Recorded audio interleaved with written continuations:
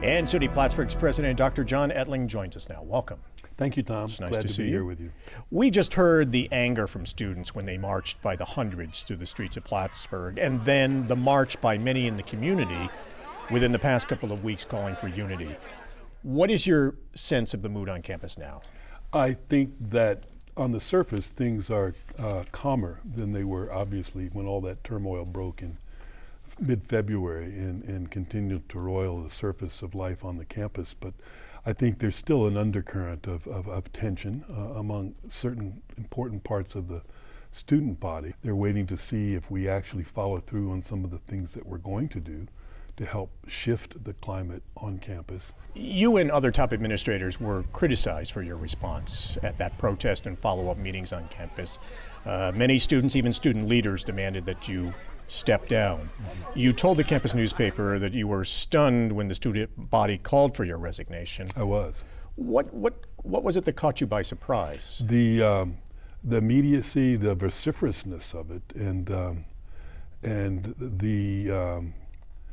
the requests that came before they had a chance to talk to me or find out what I planned or hoped to do with the campus.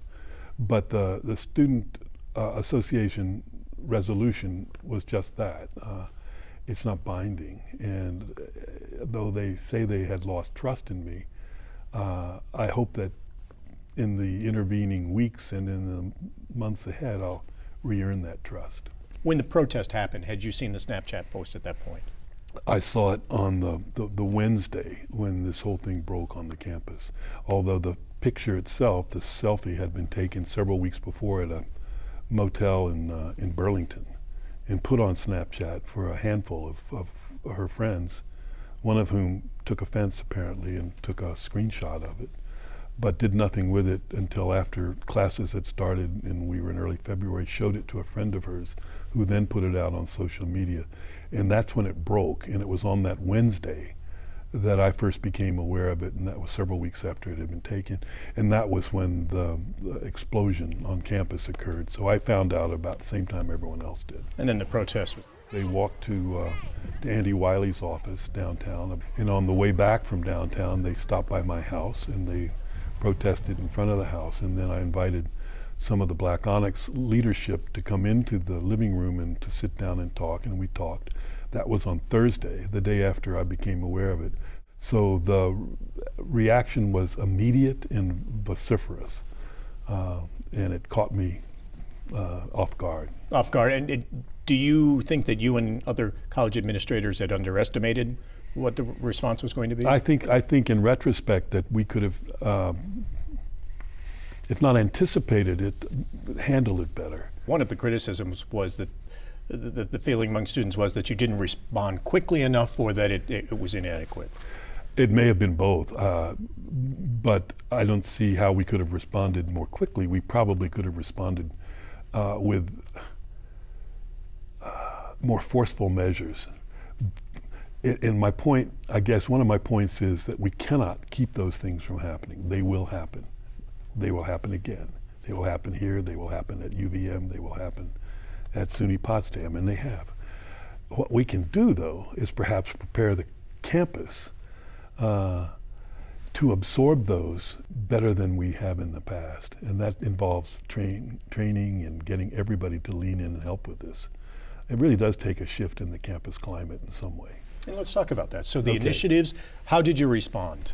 Well, there are 10 initiatives. They are things that we have pledged as a campus, and me as the president, to accomplish. We promulgated those probably, I can't remember now, I'd say within 10 days or so of the incident itself, and we put them up on our webpage, some of which are one and done, some of which will be ongoing for a long time. Is the Social Justice Task Force one that you will see lasting for a while, or will you bring them together and have them analyze this and come up with recommendations this summer and act on those recommendations? Yeah, I don't see them so much as being sort of looking retroactively at what happened and then trying to explain it to me so that it doesn't happen again. After that, as you'll remember, about two and a half years ago, the Cardinal Points episode, Right. I did bring together 3 people, Bob Grady and a faculty member from English and a student, to take a look at what happened and where the breakdowns occurred, both with the student paper and also with our response to it. And they gave me a report, but that was retrospective. And what I'm hoping I can get from the Social Justice Task Force are suggestions on what we as a campus and I as the president and my leadership team can do to make the campus more welcoming, more able to deal with incidents like this when they happen without it tearing us apart, to look at other campuses, other colleges and universities in the country and suggest best practices for us. I don't want to tell them what to do, just that I expect them to offer me advice that I can, and also to tell me things that I can't see and hear myself, that I can act on. And you mentioned the Cardinal Points. That was a racist, what many saw as a racist cartoon on the front page of the newspaper that also sparked a lot of protest. But in some ways it was, you're right, you're absolutely right, that's what it was. It appeared in Cardinal Points, it came out on Friday. The reaction was spontaneous, outraged, and immediate. But in some ways that cartoon was a Rorschach test, because people on the campus who grew up in the North Country looked at it and didn't see anything wrong with it until they were told what to look at and see, and then they saw what was wrong with it. But our students from New York City saw it right away. What are some of the other initiatives? Mandatory diversity training for faculty and staff. I was expecting a little pushback on that, but I haven't gotten any. I mean, from Faculty Senate and the rest have said, yeah, we need that. This is an ongoing concern, but to enhance the effort to improve the diversity of faculty and professionals, and this has been a perennial and difficult challenge for us to attract faculty to Plattsburgh, faculty who look like many of the students who we have now. Over 40% of our entering freshman class last September are students of color. Overall in the student body, it's a little over 20%. Clinton County, African American population, according to the last census, was under 4%. Yeah. So. And what about your faculty? Faculty is not much better than that. You can count on the fingers of your hands the number of faculty of color. We have more international faculty. Will you look to boost those numbers? We look to boost those numbers. My affirmative action officer and I have been sort of trying to find ways to do this.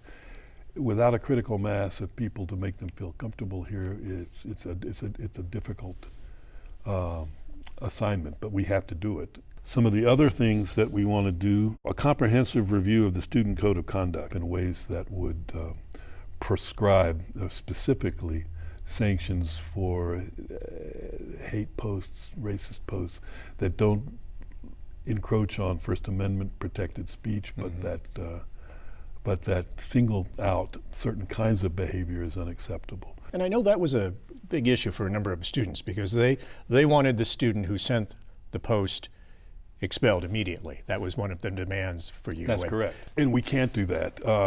It's because as much as we may beg to differ, the First Amendment, in the way it's been interpreted by the courts, hate speech is protected speech. When you act on hate speech and hurt somebody, that's not protected. But if you just say it, we could not expel her. You mentioned the student no confidence votes. You told the campus newspaper you hoped that you would be able to win back the trust of those students and groups before you retire. You believe that's possible? Yeah, I do. Well, I wouldn't say it if I didn't think it was possible. I wouldn't say it if I didn't think that the steps that we're taking now will eventually result in that. I do. Dr. John Ettling, thank you very much for You're taking the welcome. time to be with us. We appreciate it. My pleasure.